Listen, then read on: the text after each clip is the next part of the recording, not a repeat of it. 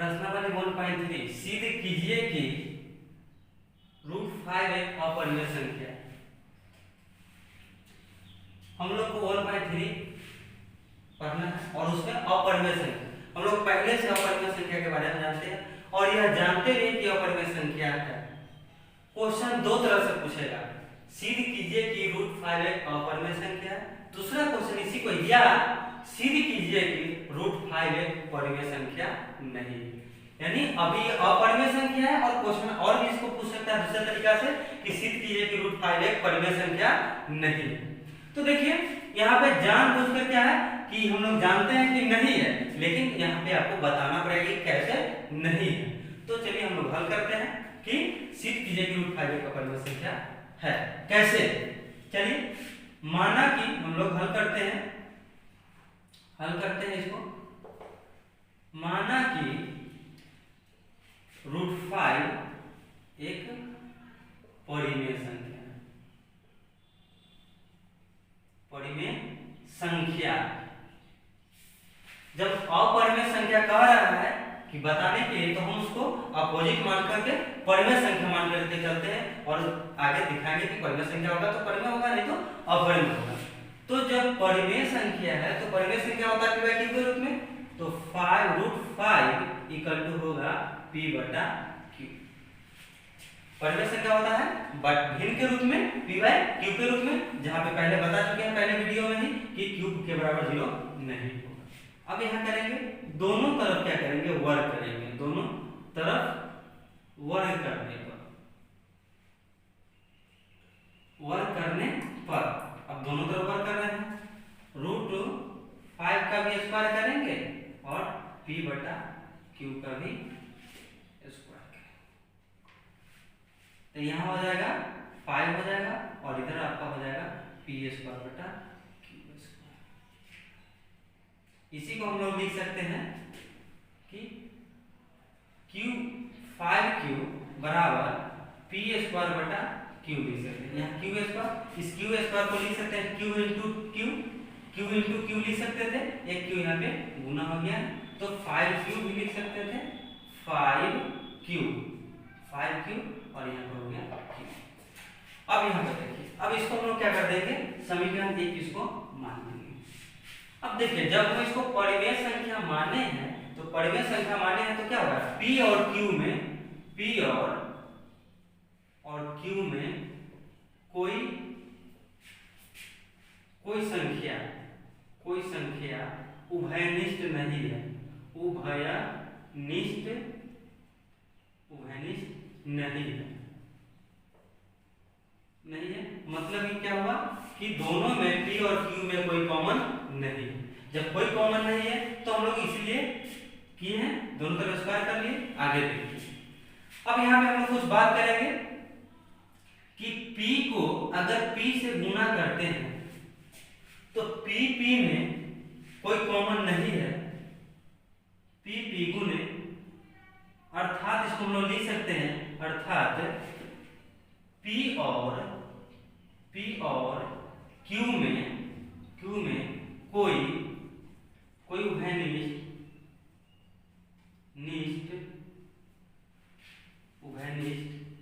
संख्या नहीं है तो नहीं है, उभयनिष्ठ कोई नहीं है तो p² और q में भी कोई उभयनिष्ठ या कोई उभयनिष्ठ को हम लोग कॉमन कहते हैं, में भी कोई उभयनिष्ठ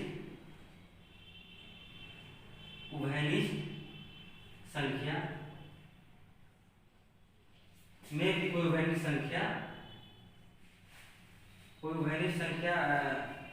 p और q में कोई उभयनिष्ठ संख्या नहीं है, कोई उभयनिष्ठ संख्या नहीं है तो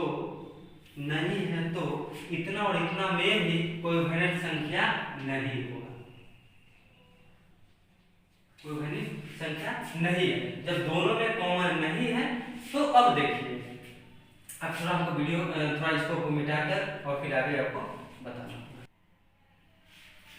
अब क्या है, जब p गुणे p यानी p और q में कोई वैल्यू कोई कॉमन संख्या नहीं है तो आपका p स्क्वायर q में भी कोई संख्या नहीं होगा। जब नहीं होगा तो हम लोग जानते हैं, या हम लोग जब ये जान रहे हैं कि p स्क्वायर बटा q स्क्वायर क्या है, p स्क्वायर बटा q स्क्वायर भी एक भी परिमेय संख्या होगा, परिमेय संख्या होगा। तो ध्यान देना है कि परिमेय संख्या जब p स्क्वायर बटा q स्क्वायर होगा तो यहाँ पे इस बात को ध्यान रखना कि p स्क्वायर बटे p बटा q जो होगा हमारा परिमेय संख्या होगा। तो 5q क्या है, 5q यहाँ पे पूर्णांक हो रहा है, 5q मेरा पूर्णांक हो रहा है, तो पूर्णांक बराबर परिमेय संख्या, पूर्णांक बराबर परिमेय संख्या यह हो नहीं सकता है। यहाँ पे लिख रहे हैं कि 5q एक पूर्णांक है जबकि p स्क्वायर बटे q एक परिमेय संख्या है, परिमेय संख्या। जब ये परिमेय संख्या है तो हमारा क्या है, ये दोनों बराबर नहीं होगा। जब 5q परिमेय संख्या बराबर पूर्ण संख्या पूर्णांक संख्या नहीं होगा तो हमारा क्या है, मान लीजिए यहीं पे गलत हो गया, यहीं पे गलत हो गया कि q स्क्वायर p स्क्वायर बटा q स्क्वायर बराबर नहीं होगा 5q के। जब 5q का नहीं होगा इसका मतलब जो हम क्या लेके चले थे, परिमेय संख्या लेके चले थे, वह परिमेय संख्या नहीं हुआ। क्या हुआ, जब परिमेय संख्या नहीं हुआ तो क्या हुआ, परिमेय संख्या हुआ। तो हम लोग लिख सकते हैं कि लिख लेंगे कि अतः हमारी मान्यता क्या हुआ, गलत हो गया। अतः हमारी मान्यता गलत हुआ, हमारी मान्यता गलत हुआ। रूट 5 एक अपरिमेय संख्या है, अपरिमेय संख्या। सिद्ध हो गया, क्वेश्चन नंबर 1 सिद्ध हो गया, रूट 5 एक अपरिमेय संख्या है। तो अब हम दूसरा क्वेश्चन आपका सिद्ध कीजिए कि 3 + 2 रूट 5 एक अपरिमेय संख्या है। क्वेश्चन इसी का पूछने का दूसरा तरीका है, सिद्ध कीजिए कि इतना एक परिमेय संख्या नहीं है। तो परिमेय संख्या नहीं है तो अपरिमेय संख्या होगा। चलिए हम लोग हल करते हैं। 3 + 2 रूट 5 एक परिमेय संख्या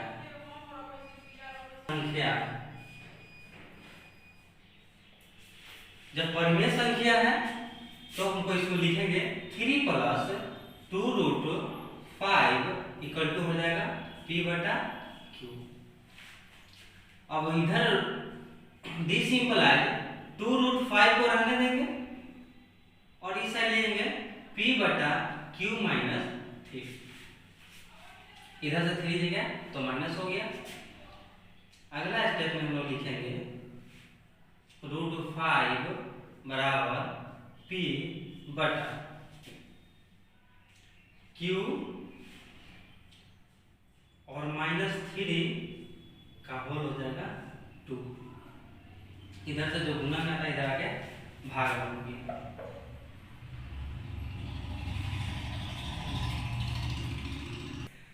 तो इधर से 2 जो है भाग गुना में, इधर आएगा तो मल्टीप्लाई में। इसी को हम लिख सकते हैं this implies root 5 equal to हो जाएगा p बटा 2 पर गुना होगा तो 2q और -3 बटा 2। अब इसको हम लोग एक मान लेंगे। फाइनली हमको यहाँ आ गया। अब यहाँ हम लोग देख सकते हैं आंसर हमारा इसी जगह आ चुका है कि p बटा q, p और q में दोनों में कॉमन है, दोनों में वैनिश है। तो अब देख लीजिए यहाँ पे क्या हो गया कि p बटा 2q और 3/2q परिमेय संख्या है।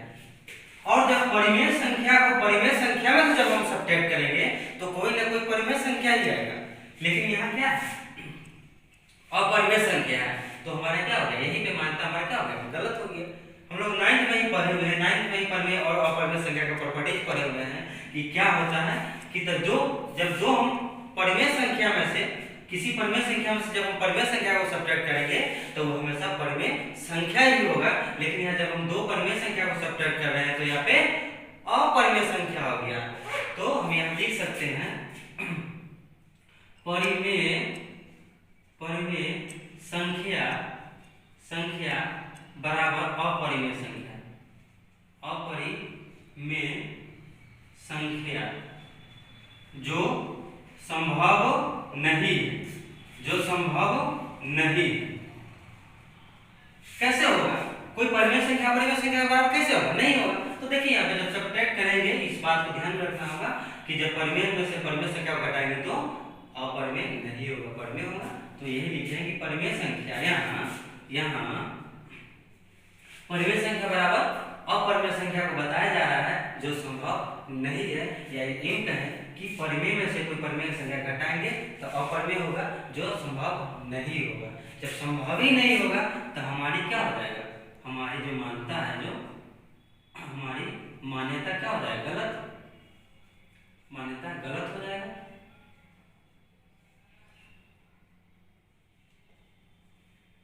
हमारी मान्यता गलत है। क्या मानता है कि हम लोग मानते गलत है? ये क्या एक परिमेय संख्या है तो हमारी मान्यता गलत हो गया। अतः हम कह सकते हैं कि 3 + 2√5 एक अपरिमेय संख्या है। एक अपरिमेय संख्या है। सिद्ध हो गया, प्रूव हो गया। यही क्वेश्चन है, इतना आसान क्वेश्चन सिद्ध हो गया। 4 बिना लंबी विभाजन प्रक्रिया किए बताइए कि निम्नलिखित परिमेय संख्याओं के दशमलव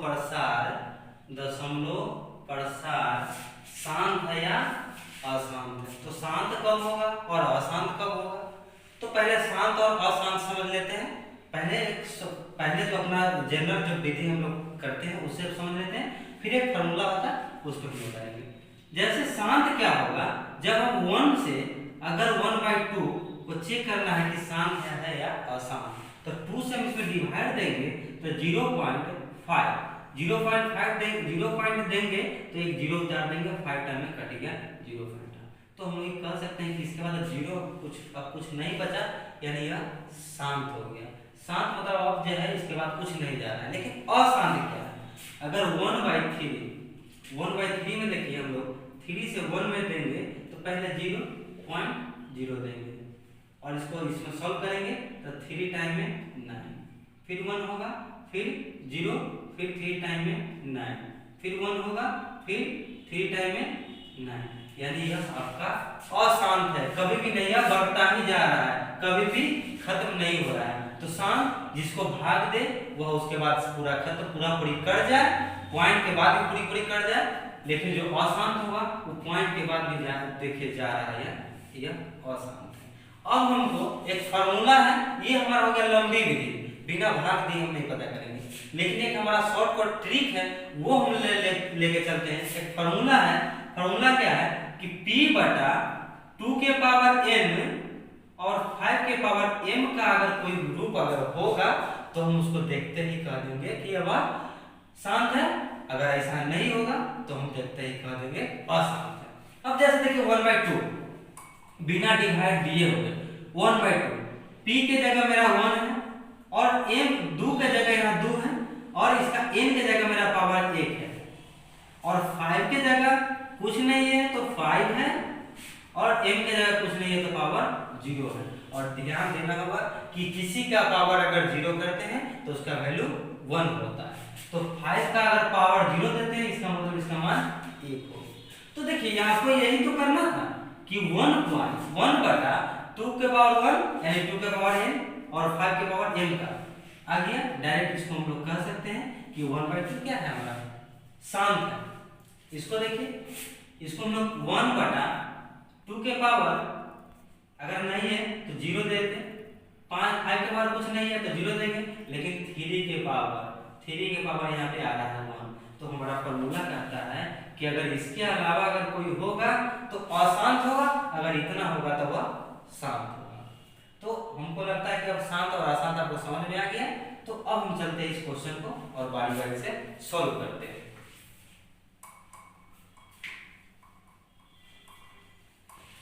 कठिन है और इसको 3125 को हम लोग 3125 को हम लोग इधर डिवाइड देंगे, 5 से डिवाइड देंगे तो यह हो जाएगा 625, फिर 5 से डिवाइड देंगे तो ये हो जाएगा 125 और ये 5 से देंगे तो 25 और फिर 5 से हम लोग रफ कर रहे हैं साइड में तो 5। इसको हम लोग लिख सकते हैं 13 डिवाइड 5 के पावर कितना हो रहा है 1 2 3 4 5, यानी इसका हो गया 5।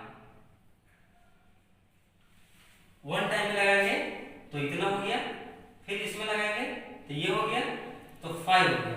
तो 5 हो गया तो हमारा फॉर्मूला था कि P बटा 2 के पावर n और इंटू 5 के पावर n। तो हमको इस रूप में बनाना है, और जब बनाना है तो बनाने के लिए इसमें अपने मन से 2 के पावर 0 दे दिए, 2 के पावर 0 दे दिए तो 2 के पावर m और 5 के पावर m का मान आ गया। और इसको देखते ही कह दिए, इसको भाग देना भी नहीं पड़ा। और यह क्या है, यह आपका है, यह शांत है, क्या लिखेंगे, यह शांत है, इस रूप का है, इस रूप का है, इसलिए क्या यह शांत है। दूसरा क्वेश्चन करते हैं। दूसरा का देखिए बहुत ही आसान है, फर्स्ट था, सेकंड बना है 17 बटा 8। 17 को कुछ नहीं करना है, 8 को लिखना है 2 के पावर 3 एंड 2 5 के पावर 0। अब देखिए इस रूप का हो रहा है, क्या हो जाएगा शांत, इस रूप का हो गया शांत। आते हैं थर्ड नंबर क्वेश्चन। ऊपर वाले को कुछ नहीं करना है, नीचे वाले 455 को हम लोग क्या कर लेंगे, 455 को साइड में हम लोग ब्रेक करते हैं, तोड़ते हैं तो 5 से देंगे, 5 9 5 1। फिर यहाँ पे देखते हैं कि 7 से होगा 13 बार, इसको हम लिख सकते हैं 64 बटा 5 के पावर 1 गुने 7 के पावर 1 गुने 13 के पावर। अब देखिए यहाँ पे इस फॉर्म को यह फॉलो नहीं करता है, ये 2 के पावर n और 5 के पावर n को यह फॉलो नहीं करता है, इसलिए क्या है, यह हो जाएगा आसान। आसान देखिए एक फॉर्मूला याद रखने से, ध्यान रखने से हमारा बिना भाग दिए हुए, बिना लंबा विधि से क्या शांत और आसान जल्दी जल्दी पता कर लेते हैं। नेक्स्ट क्वेश्चन हम लोग का फोर्थ नंबर बनाते हैं, और फोर्थ नंबर है 15 बाई 1600। अब देखिए 15 को रहने दीजिए और 16 को क्या करेंगे,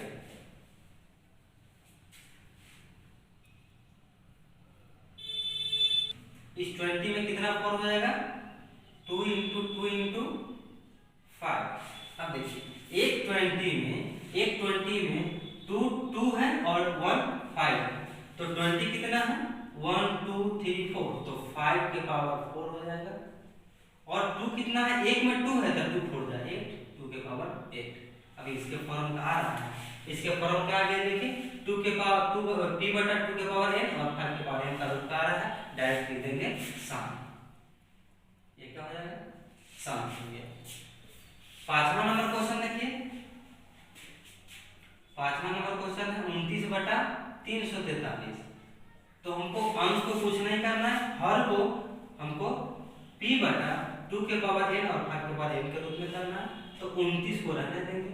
और 343 जो है 7 के क्यूब, 343 7 का क्यूब है, तो इसमें 2 और 5 इस फॉर्म का हो ही नहीं रहा है, p बटा 2 के पावर n और 5 के n के रूप का है ही नहीं है। जब नहीं है तो सीधा करेंगे आसान, तो सीधा क्या हो गया क्वेश्चन आसान।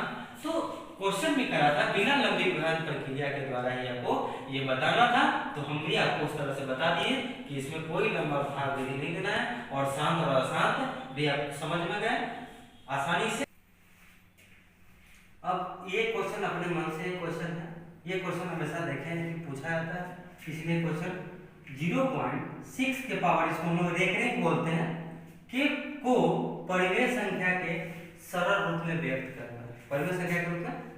अब यहाँ हमको ये समझना है कि 0.6 के पावर ये क्यों है, ये क्यों है, इसका मतलब हुआ कि ये जो आपका है 6.666666 यही रिपीट हो रहा है। अगर हम यहाँ पे लगा कर छोड़ दिए यानी इसका मतलब हुआ कि आपका 6 ही आगे रिपीट हो रहा है, इसीलिए आपको ये रेकरिंग ऊपर लगा हुआ है। 6 आपको 6 ही रिपीट कर रहा है, तो इसीलिए ये दिया गया। सबसे पहले आप समझ लीजिए, किसी भी अंक के पास 0.25 के ऊपर अगर लग गया तो इसका मतलब हुआ कि ये 0.25 ही आपका बढ़ते रहेगा, कंटिन्यू रहेगा, यही बढ़ते रहेगा। इसीलिए हम लोग ज़्यादा शॉर्टकट में इसको लिख लेते हैं, शॉर्टकट में लिखते हैं, इतना नहीं लिखते हैं और यहाँ शॉर्टकट में लिख देते हैं। तो अब इसको हमको परिमेय संख्या के रूप में व्यक्त करना है, तो चलिए हम लोग सॉल्व करते हैं। सबसे पहले क्या करते हैं, सबसे पहले कि 0.6 को हम लोग इसको लिख सकते हैं 0.6, 6 और 100 लिख सकते हैं, बहुत सारे लिख सकते हैं। तो ये 6 है, तो इसी को हम लोग x मान लेते हैं, इसको हम लोग x मान लेते हैं,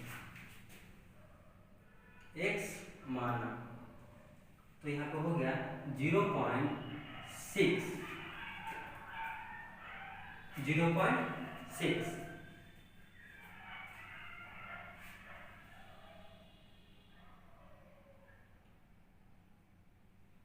0.66 हो गया। तो हम लोग यहाँ पे x मान लिए और इसको समीकरण x मान लिए। अब लिखते हैं दोनों तरफ 10 से गुना करने पर। अब दोनों तरफ 10 से गुना करेंगे तो इधर हो जाएगा 6 ये इधर हो जाएगा 6.6666 और 100 ये हो जाएगा, इधर हो जाएगा 10x और ये हमारा समीकरण बनेगा 2। अब हम लोग यहाँ लिखेंगे समीकरण 2 माइनस समीकरण 1, 2 में से 1 को घटाने पर समीकरण 2 माइनस समीकरण 1। अब देखिए 2 क्या है, 6.6666 और इधर आपका हो गया x और यहाँ पे है समीकरण 2 आपका हो गया 10x और समीकरण 1 है 0.6666 अपने मन से यहाँ और भी 6 दे सकते हैं, 5 डिजिट है इसके बनाने के लिए, 6 और यहाँ पे हो गया x। अब आप देखिए कि सब्ट्रैक्ट करना है, तो जब सब्ट्रैक्ट करेंगे तो ये आपका देखिए ये और ये भी जितना भी आगे आएगा सब इससे कटेगा और यहाँ आपका बचेगा 6 में से 0 जाएगा तो 6 और इधर बचेगा आपका 9, 10 में से 1 जाएगा तो 9x। अब 9x हो गया। अब यहाँ पे देखिए x बराबर हम लोग लिख सकते हैं 6/9 और 3 2 जा 3 3 जा, दिस इंप्लाइज x बराबर आ गया 2/3। आपका यही आपका आंसर हो गया और कह रहा था कितना परिमेय संख्या के सरल रूप में, यानी सबसे छोटा रूप में। सरल का मतलब होता है सबसे छोटा, तो इसको आपको सबसे छोटा रूप में लिखा गया। इसका आंसर हो गया 2/3। ये आपका 1.4 जो एक्सरसाइज था, तो अपने मन से ये क्वेश्चन हम दे रहे हैं। ये क्वेश्चन आपको एग्जाम में देखते हैं पूछे हुए, तो इसलिए बता रहे हैं कि निम्नलिखित का दशमलव प्रसार ज्ञात करना है। निम्नलिखित का दशमलव प्रसार ज्ञात कीजिए। कैसे किया जाता है, तो 2 में करना है। एक तो हम लोग भाग दे करके निकाल लेंगे और दूसरा बिना भाग दिए हुए। तो भाग दिए तो सबको आता है, लेकिन बिना भाग दिए वाला देखिए अभी कैसे बिना भाग दिए निकालते हैं। तो पहले इसका हम लोग होल तोड़ेंगे, तो 8 3 24 और 3 27, 8 3 24 3 27 बटा 8। अब नीचे हमारा टारगेट होगा 100 1000 के फॉर्म में लिखे, या तो 1000 के फॉर्म में लिखे या तो 100 के फॉर्म में लिखे। तो 100 में तो 8 से डिवाइड रहेगा नहीं, भाग रहेगा नहीं, इसके लिए हम लोग 1000 इसको बनाना चाहेंगे। तो 1000 बनाना चाहेंगे तो इसमें हम लोग 125 से भाग दे देंगे। 125 से भाग देंगे तो नीचे 1000 हो जाएगा और ऊपर भी हमारा गुना हो जाएगा 125। अब दोनों से ऊपर नीचे हम लोग समान चीज से गुना करेंगे, कोई दिक्कत नहीं होगा। अब देखिए ऊपर वाले गुना करके कीजिए, तो 27 को गुना करना है 125 में, तो 27 को 125 से गुना किया तो 13 75 हुआ और आपका नीचे तो 1000 होगी। अब देखिए इसको 3 0 है तो आगे हम लोग 3 जीरो 1 2 3 जीरो आगे हम लोग ये दे सकते हैं। तो क्या लिखेंगे 3 होल 3/8 का हम डायरेक्ट लिख सकते हैं कि 3.375। इसके दशमलव प्रसार कितना हो गया ये आपका। तो ये मेथड आपका हुआ। और एक हम लोग भाग विधि से निकालते हैं, जो आपको भाग विधि से शांत और अशांत करके बता दिए हैं। तो ये होगा। अब दूसरा हम लोग इसको निकालते हैं 327 में 500 और इसका मतलब दशमलव प्रसार निकालना है। काम वही करेंगे, ऊपर नीचे हम लोग 2 से मल्टीप्लाई कर देंगे, कोई फर्क नहीं पड़ेगा। नीचे करेंगे तो नीचे फिर 1000 हो गया और ऊपर करेंगे तो 327 दूना हो जाएगा 654। अब 654 हो गया। अब 3 अंक देखिए 1 2 3 जीरो है तो 3 अंक ऊपर आकर के हम लोग दे सकते हैं। तो यहाँ पे बनेगा 0.644। ये आपका हो गया उत्तर।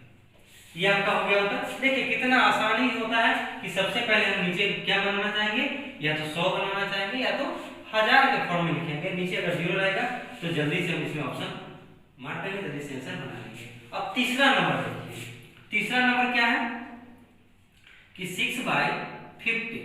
अब 6/15 को हम लोग क्या 6 को तो ऊपर नीचे मल्टीप्लाई कर देंगे, 15 को ऐसे मल्टीप्लाई करेंगे जो 100 या 1000 के फॉर्म में है।